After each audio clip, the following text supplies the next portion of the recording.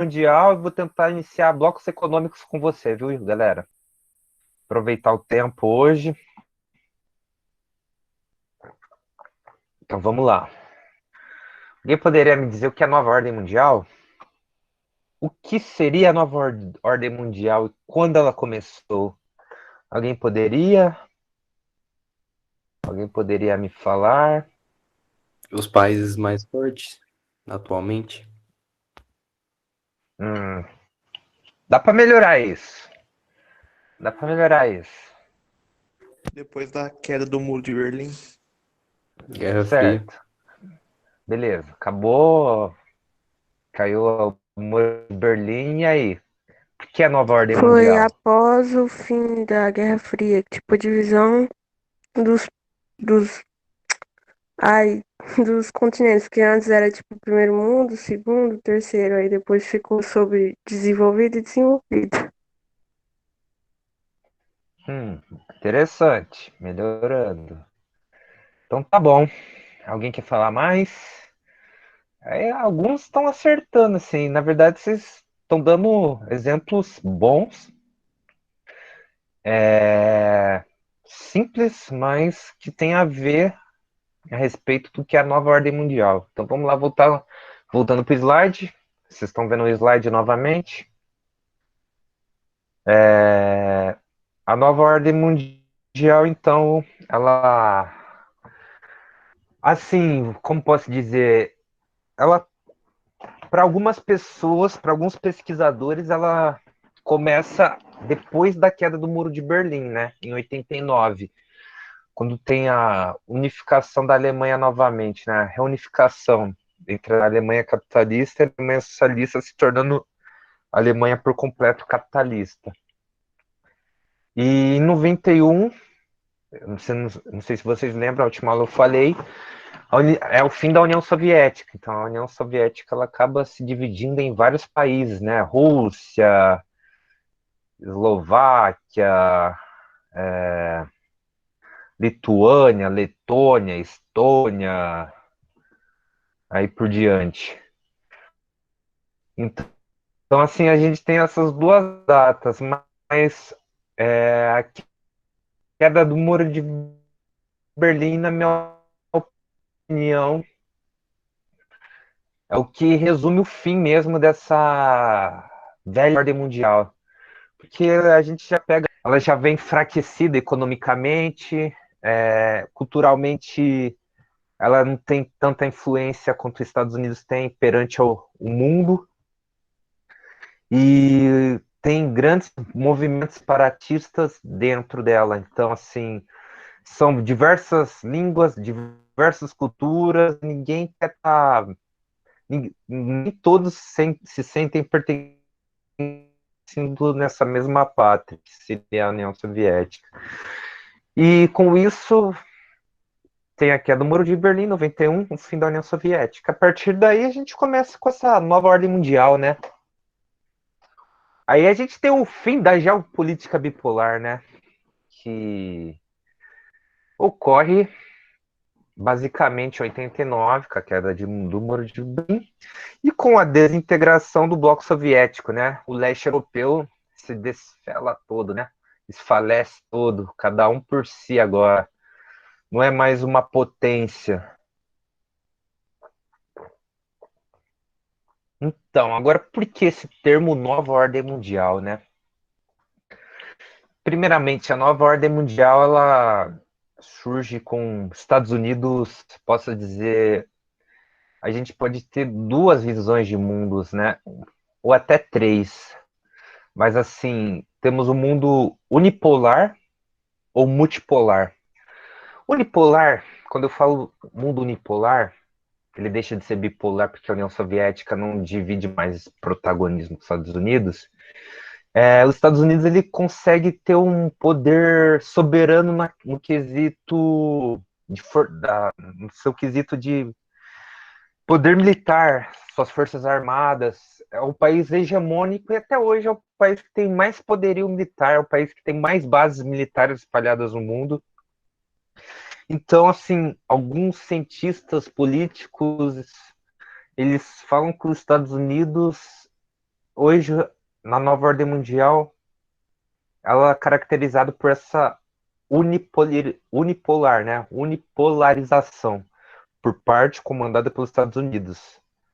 Mas na questão econômica, assim, a gente tem a União Soviética, ela economicamente, ela ficou muito enfraquecida depois da questão da corrida espacial, corrida armamentista, porque gastou muito dinheiro, não tinha tantos recursos como os Estados Unidos, não tinha muitos parceiros de comerciais com outros países, igual os Estados Unidos, e obviamente não tinha tanta exportação de valor agregado como os Estados Unidos, né? Então, com isso, ela perdeu muito poder. Porém, outros países do chamado bloco capitalistas se fortaleceram muito, né? Então, economicamente, a gente pode falar que o mundo se tornou multipolar. A gente tem a retomada do Reino Unido muito forte, né?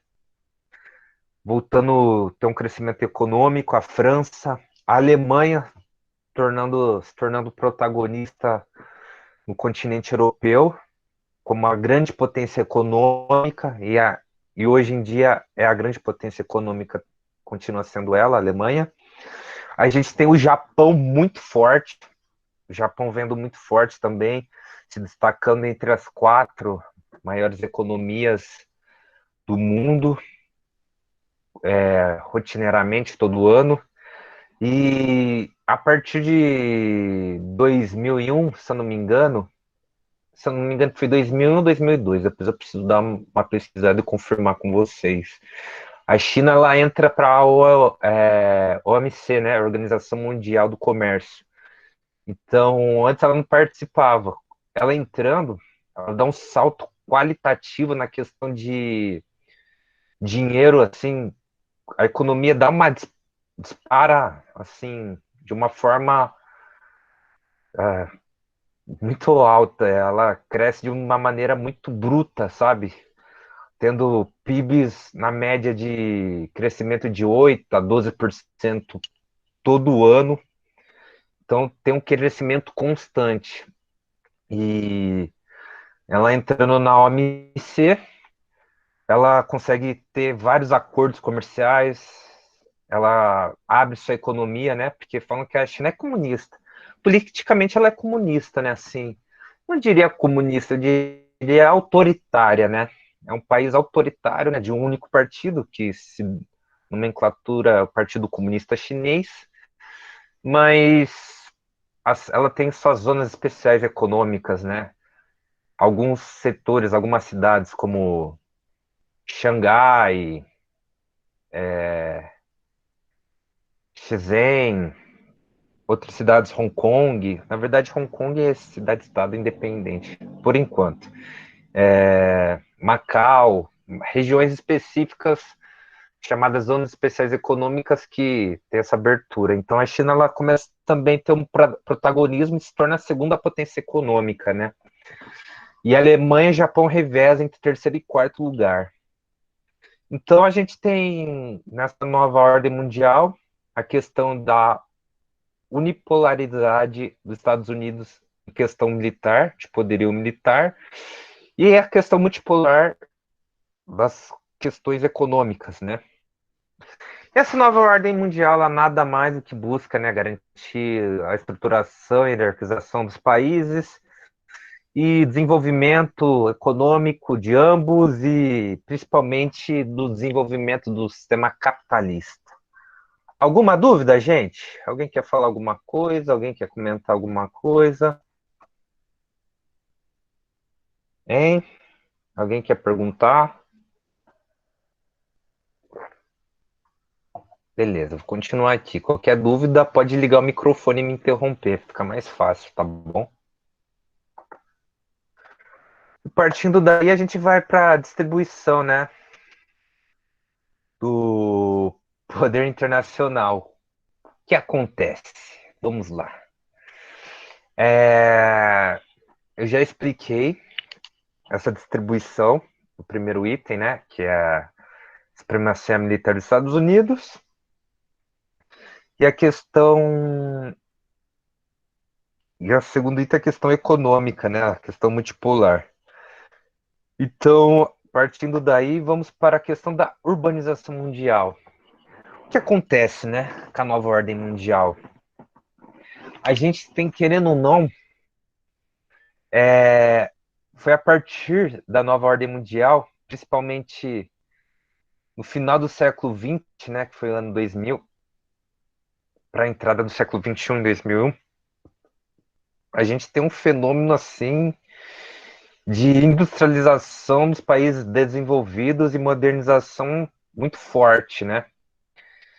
E com isso também, com esse desenvolvimento, esses investimentos, desenvolvimento nos países que eram socialistas, nos países que eram terceiro mundo, querendo ou não, gerou uma dispersão, né, da população rural para a questão urbana.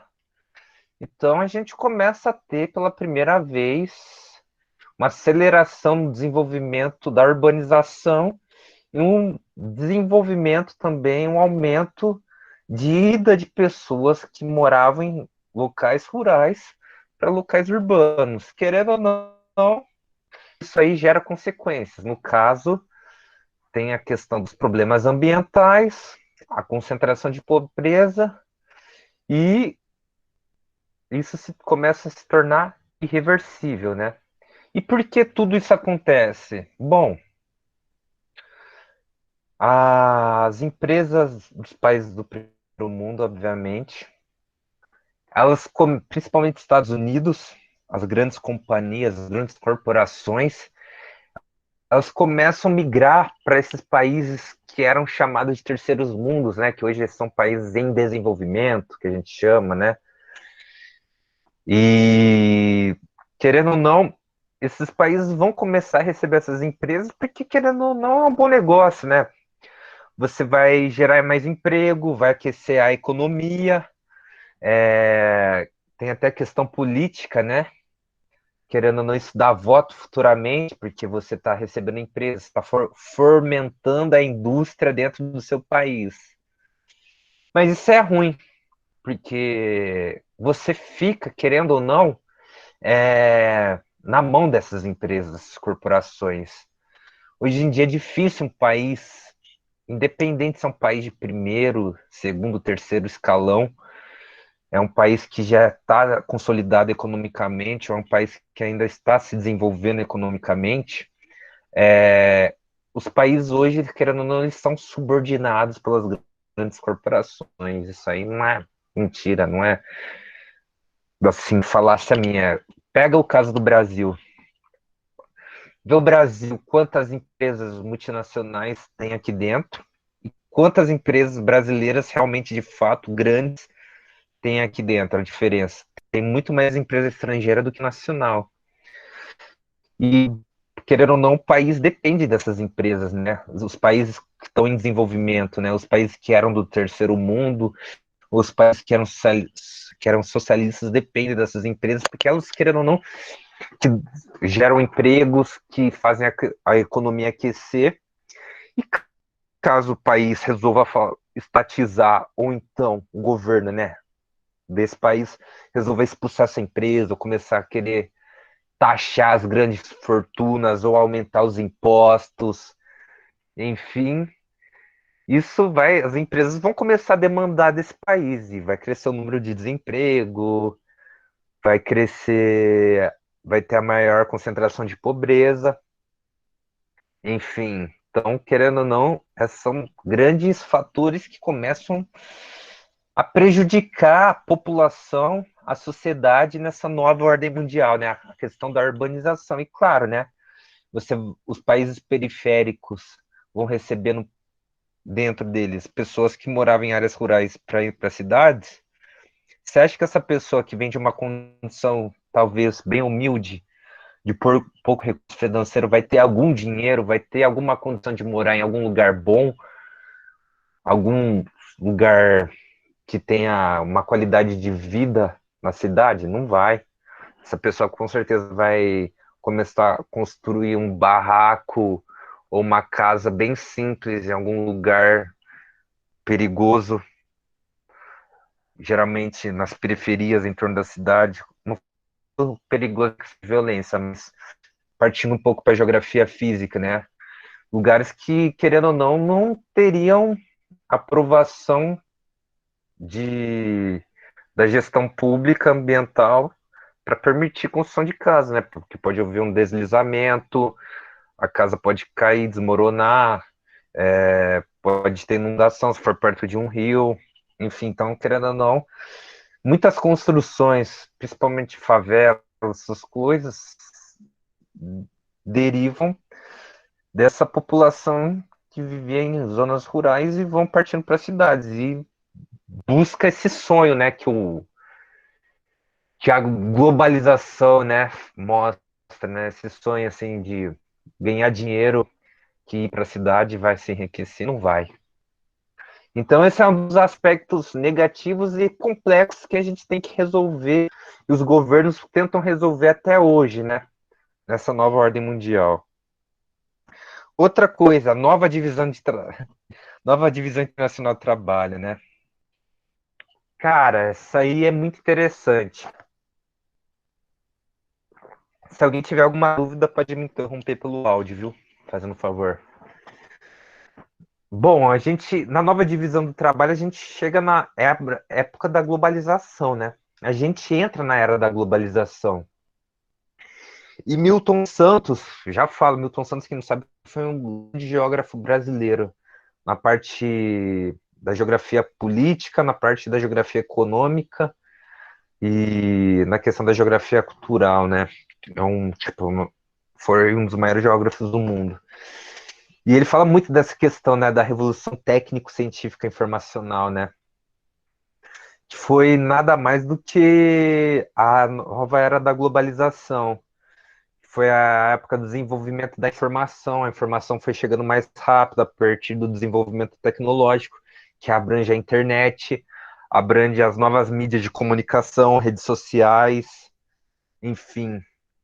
E a gente também tem a questão da consolidação, né, de fato, do capitalismo financeiro. A força que o capitalismo financeiro tem hoje em dia nos países, como que ela move os bancos, né, as empresas, os governos têm participações na questão do capitalismo financeiro, na bolsa de valores, principalmente, né, que rege esse capitalismo financeiro, que grande parte vem da questão da especulação, né? E também a gente tem os processos de desenvolvimento de industrializações tardias nos países, né? Subdesenvolvidos. E com isso a gente tem uma crítica, né? Como acontece essa globalização, essa nova divisão internacional do trabalho. Por quê? Porque é o seguinte, né?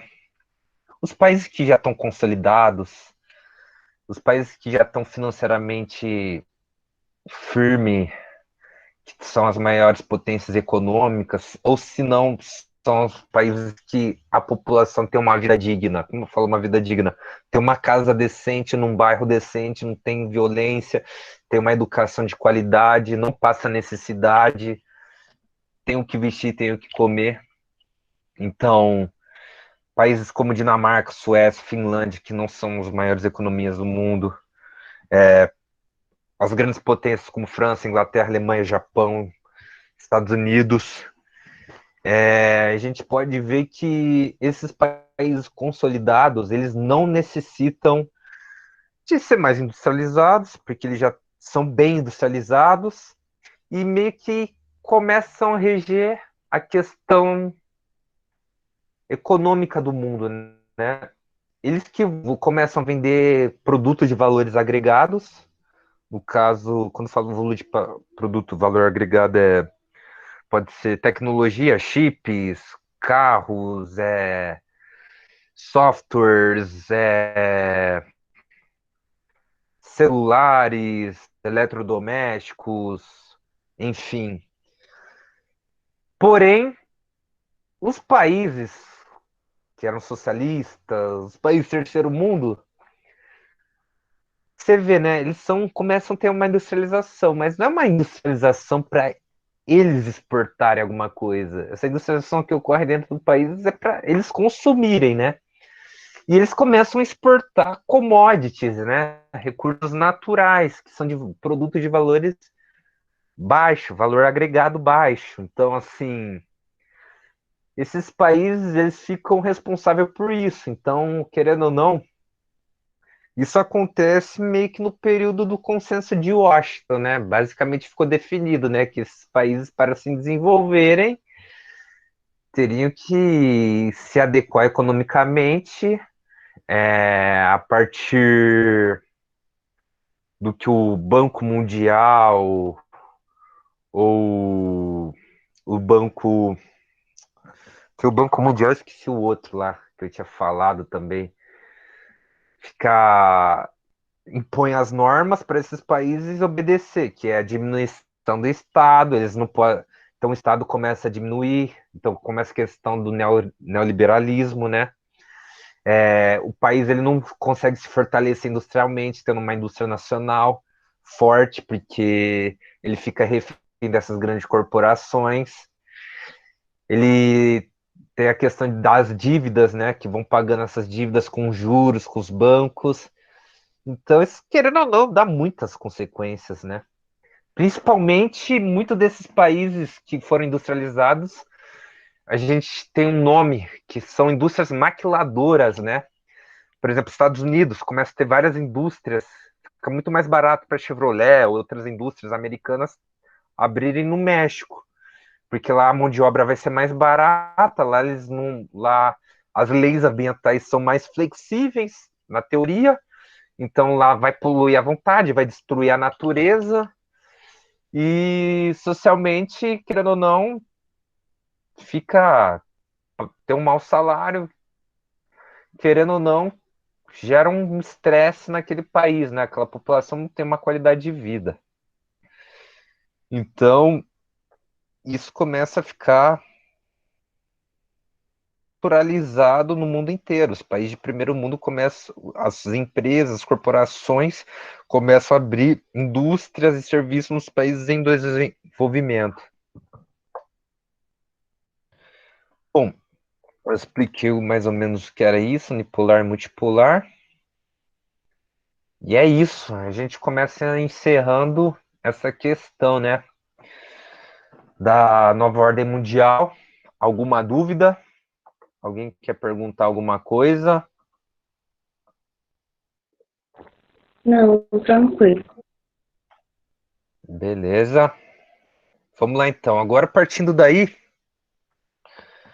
vou abrir, fechar aqui. Vou abrir aqui, ó. Outra aqui. Provavelmente eu não vou conseguir terminar os blocos econômicos hoje, porque é coisa pra caramba.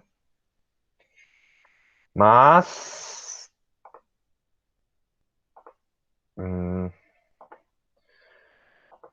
interromper compartilhamento, apresentar aqui.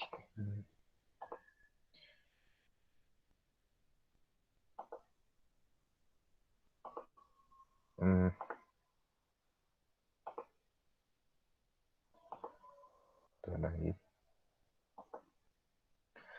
Alguém tem alguma dúvida? Oh, caramba.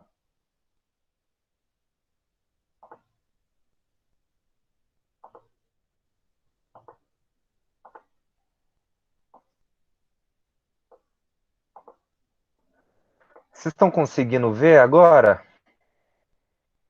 Tá aparecendo o slide? Ainda não. Pra mim não. Agora vai, eu acho. Foi? Foi. Foi. Tá, tá aparecendo ainda? Aham. Tá.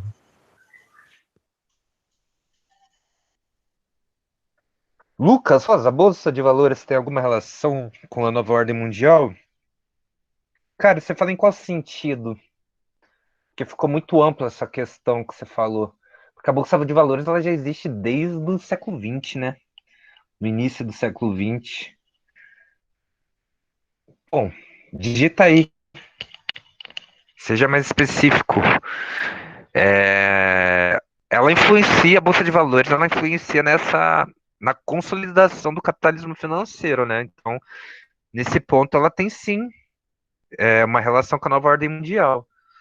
Inclusive, hoje em dia, a maioria das empresas, até governos, tem investimentos na Bolsa de Valores, de empresas, como falo, mistas, tipo Petrobras, que é privado e público, Banco do Brasil, que é privado e público, tem ações na bolsa. Então, hoje sim, ela tem uma relação sim com a nova ordem mundial, com certeza. Isso aí fica mais claro, principalmente com essa questão da globalização. Então, partindo disso, gente, a gente tem essa globalização que aconteceu a partir dessa nova ordem mundial, que foi a questão do técnico científico informacional, com essa acesso mais rápido à tecnologia, à informação, com as indústrias ampliando seu mercado para os países que eram socialistas em desenvolvimento, essa industrialização tardia, que querendo ou não começou a gerar um aumento na desigualdade social entre os países, mas igualdade econômica, né? Porque os governos dos países de segundo e terceiro mundo, na época, começaram a ficar de refém dessas grandes corporações. E partindo daí, a gente tem blocos econômicos, né?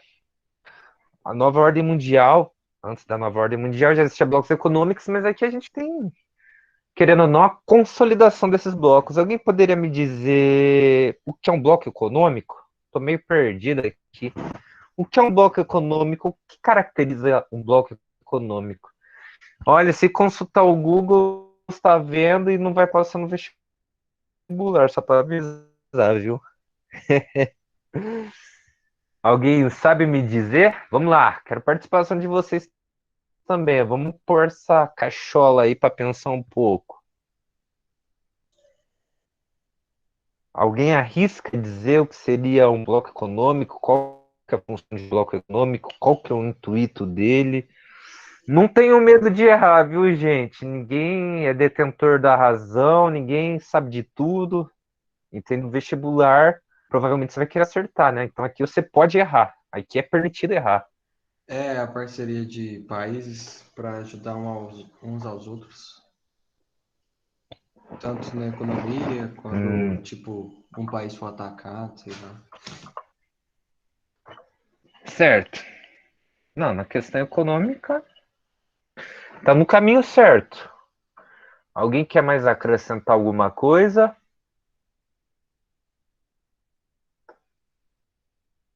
Alguém quer falar mais alguma coisa? Não, né? Tá bom, então. Eu só pensei nisso também. Vocês estão vendo o slide, gente?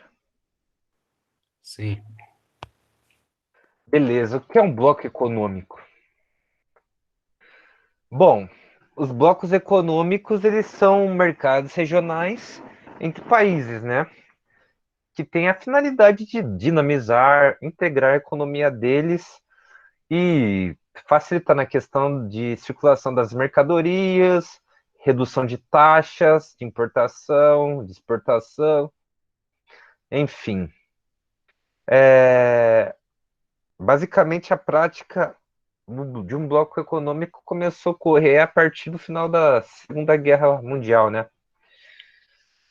E eles começaram a se potencializar assim nessa época da globalização, né?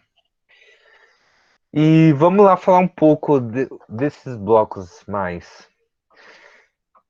Eles são mais nada do que acordos, né? Como nosso amigo. Perdão, como nosso amigo. Caralho. Esqueci o nome do John aí. Enfim, como nosso amigo tinha falado aqui, são países que querem cooperar economicamente, de preferência países do mesmo continente, na questão do mercado comum, na questão aduaneira, na questão de uma moeda única, né? Enfim. E com isso a gente tem um dos primeiros blocos foi a Benelux, né? Que na verdade ainda não era considerado um bloco econômico, era um acordo, né? Foi um dos primeiros acordos internacionais economicamente, né? A Benelux era formada pela Bélgica, Holanda e Luxemburgo. BE de Bélgica, NE de Netherlands, que é Holanda, e Lux de Luxemburgo, né? Isso, sua fundação ocorreu inicialmente em 1943 em Bruxelas. Bruxelas é a capital da Bélgica, para quem não sabe. Então ela foi meio que o embrião, a sementinha para o começo da formação da União Europeia. E assim, o bloco econômico, retomando o que eu falei, eles são classificados em 4 tipos, né? Zona de livre comércio, União Aduaneira, Mercado Comum e União Econômica e Monetária. Que eu vou explicar isso daqui a pouco. Com isso, a gente parte para o NAFTA, né? Ele é o primeiro bloco econômico, assim, da América do Norte, o único, até o momento, que é formado pelo México, Canadá e Estados Unidos. Mas voltando para o slide, dessas 4 características que eu citei, Zona de Livre Comércio, União Aduaneira, Mercado Comum e União Econômica e Monetária, quais dessas características ou nenhuma dessas características, ou todas dessas características, constitui o NAFTA? Isso aí é importante, gente. Isso aí geralmente o vestibular começa a cobrar essas diferenciações de blocos econômicos, né? União Europeia, NAFTA, Mercosul. Alguém poderia me dizer dessas 4, qual que se encaixa no NAFTA? Se é todas, se é nenhuma, se é uma, duas, três, 4 características? Alguém sabe me dizer, por favor? Acho que só de livre comércio. Boa. Boa, só zona de livre comércio. Vou explicar por quê, o que é zona de livre comércio, né? A zona de livre comércio, ela é nada mais do que esses países do bloco fazerem comércio entre si com uma taxa reduzida.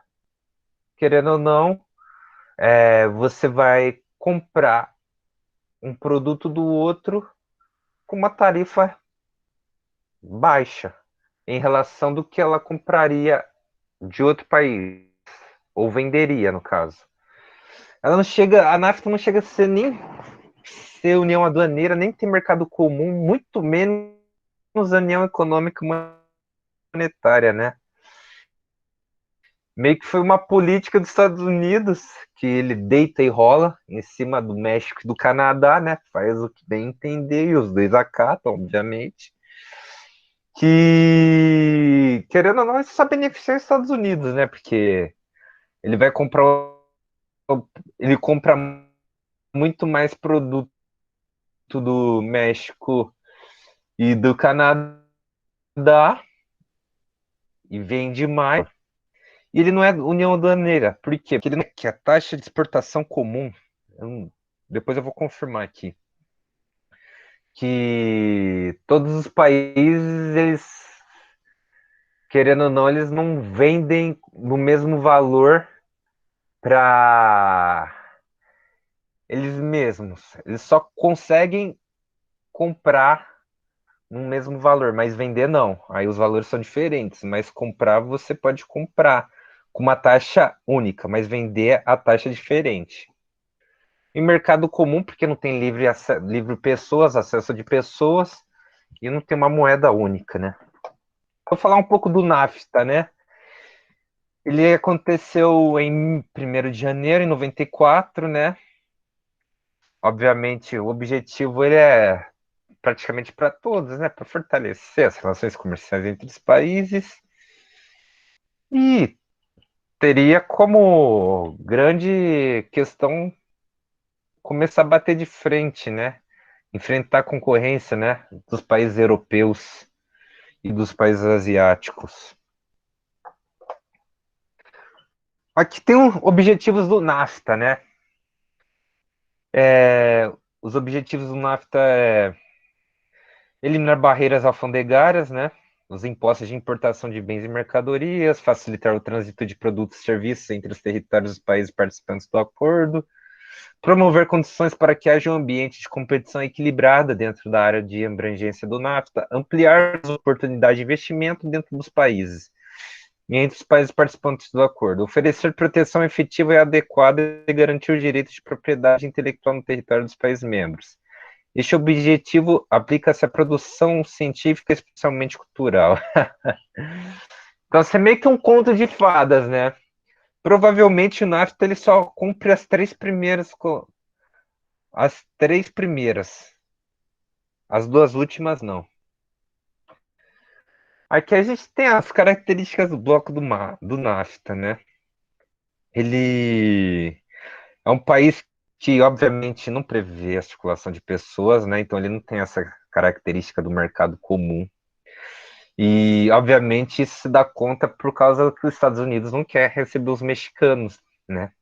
Imagina, né? Se fosse igual a União Europeia, igual os países da União Europeia, as pessoas pudessem transitar livremente, pudessem morar nos países do bloco da União Europeia sem precisar justificar, sem ter passaporte, sem você ter que ter justificado seu visto porque você está lá, sem ter aquela série de burocracia. Meu, México, sinto muito, né? Não ia ter mais gente querendo morar no México, não, galera. Ia debandar. E querer os Estados Unidos para esses Estados Unidos não é interessante, que é um país extremamente nacionalista, é um país extremamente xenofóbico, né? E isso seria ruim até para os próprios americanos, né? Que trabalham em empregos. Desculpa categorizar o nome, mas tipo, subempregos, né? Não desmerecendo, obviamente, mas tipo, trabalhar em construção, em restaurantes, na questão da limpeza, enfim, indústrias de base, como no piso de fábrica, querendo ou não, muitos americanos vão perder emprego, né? Então tem essa questão do protecionismo. E assim, NAFTA ele só tem um caráter que é somente econômico, né? Que é só questão da integração econômica e mais voltada para a zona livre de comércio, né? Que nada mais que é um acordo entre as questões econômicas dos países para ter uma diminuição da tendo uma diminuição dos acordos comerciais, né? Tendo uma diminuição dos valores de importação e exportação. Aí o NAFTA também ele tem uma grande questão, né? O NAFTA ele começa a ter a questão das desigualdades, né?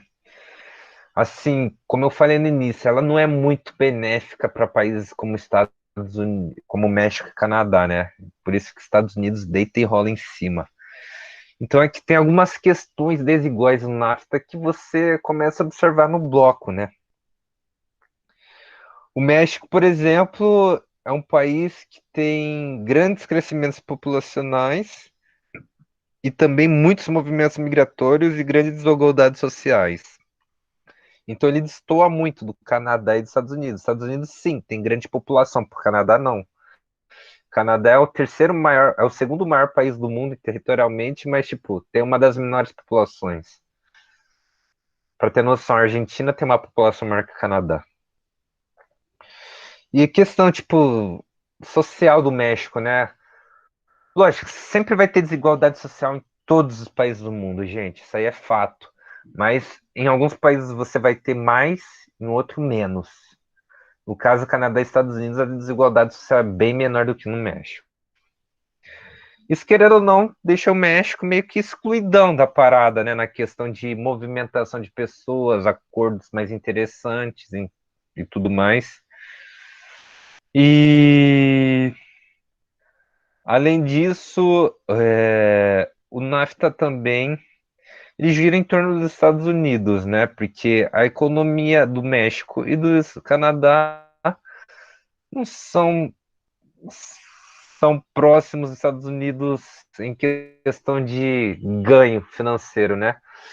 E Estados Unidos exporta muita coisa para o México e Canadá, então eles importam muita coisa dos Estados Unidos, querendo ou não, os Estados Unidos vende muito mais do que importa deles, porque os Estados Unidos ele vende produtos de valor agregado para esses países e importa produtos de valores não agregados, no caso, tipo matérias-primas, que seriam commodities, enfim. E tem a questão, né, de submissão do México aos Estados Unidos, e a questão que eu falei, né, quando eu falei um pouco do processo de globalização, as indústrias maquiladoras, né, que o México começa a ficar refém, porque as empresas dos Estados Unidos começam a sair dos Estados Unidos, vai para o México, lá você tem um salário, uma mão de obra mais barata, você paga um salário menor, uma jornada de trabalho maior, lá as leis ambientais são mais flexíveis, então começa a ser menosas para o meio ambiente, no caso. Enfim, começa tendo uma prejudicando o país, né? Aí você pode me debater, bom, mas gera emprego, gera economia desse país, gera. Mas a que custo? Bom, então aqui eu vou encerrar com o NAFTA, gente.